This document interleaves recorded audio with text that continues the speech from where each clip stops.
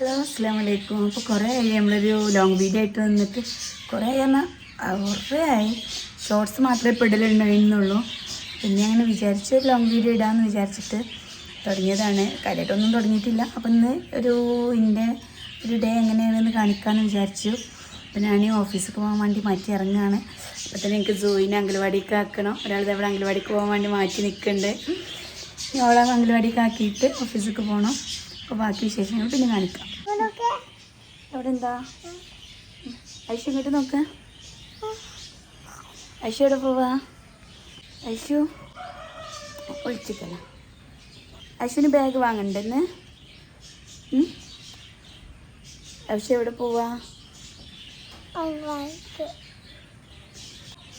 പിന്നെ അംഗൻവാടിയിൽ സോയിനെ ആക്കണം.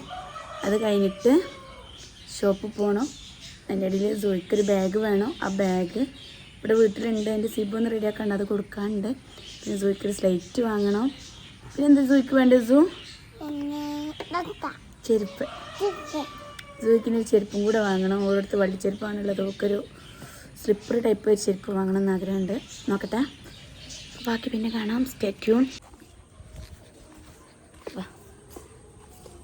അതെ,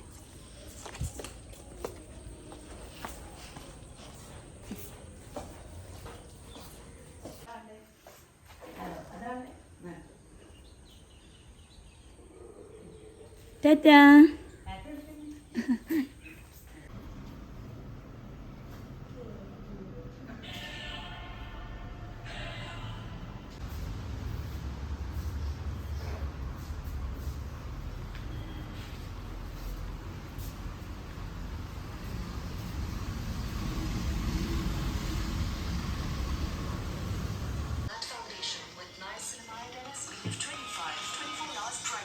hi friends, welcome to our channel. പോകുന്നത് ഓൺഗോയിങ് ആയി പോയിക്കൊണ്ടിരിക്കുന്ന മൈ കലോറി ബോയ് എന്ന് പറഞ്ഞ ഒരു ചൈനീസ് ഡ്രാമയാണ്. സാധാരണ കുറച്ച് വണ്ണുള്ളവരെ എല്ലാവരും കളിയാക്കുന്നത് പതിവാണ്. നമ്മുടെ നായകൻ അത്തരത്തിലുള്ള ഒരു കലോറി ബോയ് ആയിരുന്നിട്ട് കൂടി അവന്റെ ലൈഫിൽ ഒരു റൊമാൻസ് വർക്ക് ചെയ്യോ, അവന് സ്ലിം ആൻഡ് ഹാൻസം ആയി മാറാൻ പറ്റുമെന്നൊക്കെ നമുക്ക് നോക്കാം.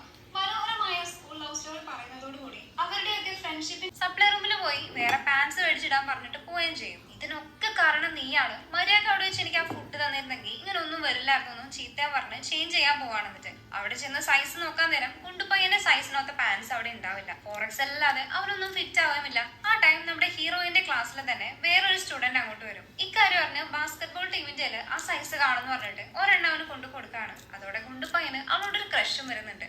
പേര് ചോദിക്കുമ്പോൾ സുജിങ് എന്ന് പറയുന്നിട്ട് നിനക്കോൾക്കും സെയിം പേരാണല്ലോ എന്ന് പറയാണ് ഹീറോയിനോട്.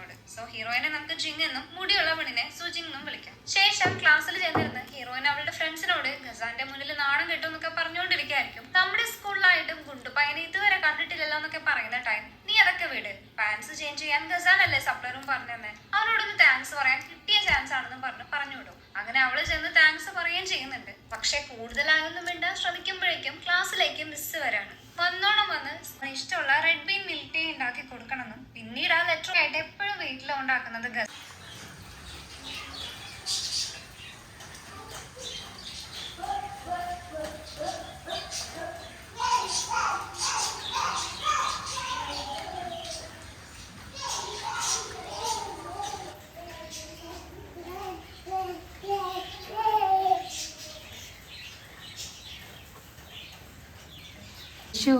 എങ്ങനെ ഉണ്ടായിരുന്നു അംഗൻവാടിയിലെ?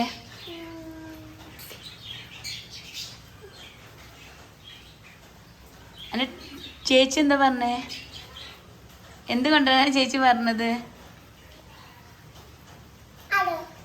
അതെന്താണ്? റംബുട്ടാനോ? ചേച്ചിക്ക് റംബുട്ടാനാ വേണ്ടത്? ഐശു കുളിച്ചോ? അംഗൻവാടി വിട്ട് വന്നിട്ട് കുളിച്ചോ?